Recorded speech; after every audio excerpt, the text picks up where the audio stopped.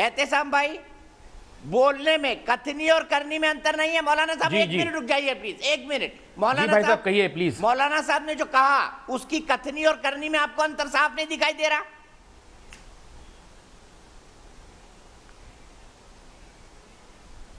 देखिए, as a lawyer मेरा ये कहना है कि जो भी सुप्रीम कोर्ट ने लिमिट डिसाइड करी है लाउड स्पीकर की, उसके हिसाब से काम होना चाहिए, और अगर उस ऑर्डर को वायलेट करते हुए कोई काम हो रहा है तो वो गैर कानूनी है, उसको बंद करना चाहिए। लेकिन एक चीज और मैं दीपक भाई साहब आपको बताना चाहूंगा कि हमारे यहाँ पे तारिक फतेह साहब बैठे हैं, और वही बात तो वाइस चांसलर ने कही है, उनका नाम मुझे याद नहीं आ रहा, इस्लाम के खिलाफ क्यों डिक्लेयर कर दिया गया? एहतेशाम भाई ये भी तो बता दीजिए आप जैसे मुस्लिम विद्वानों द्वारा। देखिए दीपक भाई साहब, आप क्यों नहीं एक पिटीशन फाइल करवाते कि हिंदुस्तान के जितने ये मुसलमान हैं वो लाउड स्पीकर यूज नहीं कर सकते। मैं आपकी पिटीशन बहस करने के लिए तैयार हूं, लेकिन इस बात को हिंदू मुस्लिम यूनिटी खराब करने के लिए एक मुद्दा बना के आप चैनल पे इलाहाबाद हाईकोर्ट में ऐसे लोगों को बिठा के लाउड स्पीकर के साथ माहौल तैयार करते हैं, वो पढ़ने मेरे दिए ख्याल से जाने गलत बात है। चाहिए। और इलाहाबाद हाईकोर्ट ने रूलिंग दिया बाकायदा मई 2019 में कि ये इस्लाम का इंटीग्रल पार्ट नहीं है। इलाहाबाद हाईकोर्ट ऑलरेडी रूलिंग दे चुका है कि आप इसको हक नहीं मान सकते, आपका ये इस्लाम का इंटीग्रल पार्ट नहीं है। और बताइए और कौन सी पिटीशन चाहिए आपको?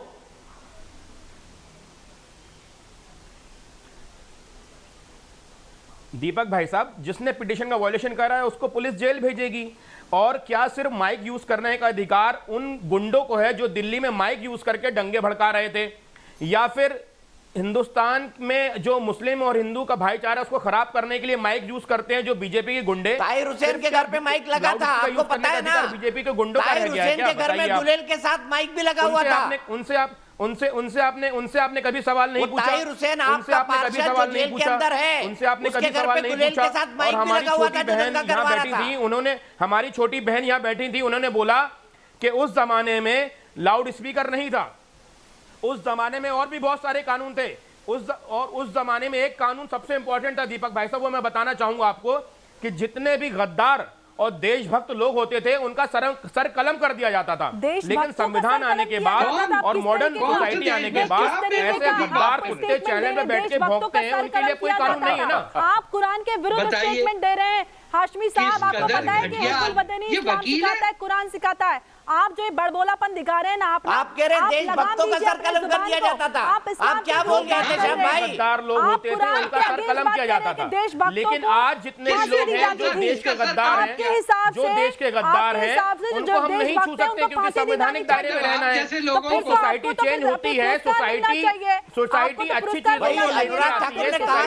करती है, टेक्नोलॉजी। पंडित जी, तारिक फतेह साहब बहुत अच्छा मुद्दा उठाया। अनुराग ठाकुर ने पूछा था देश के गद्दारों को, कुछ लोगों ने बोल दिया था गोली मारो को, तो कहा गया था ये स्टेटमेंट मुसलमानों के खिलाफ है। अब एहतेशाम भाई आप गद्दारों की बात कर रहे हैं, तारिक साहब इस पर जरा रोशनी डाल दीजिए।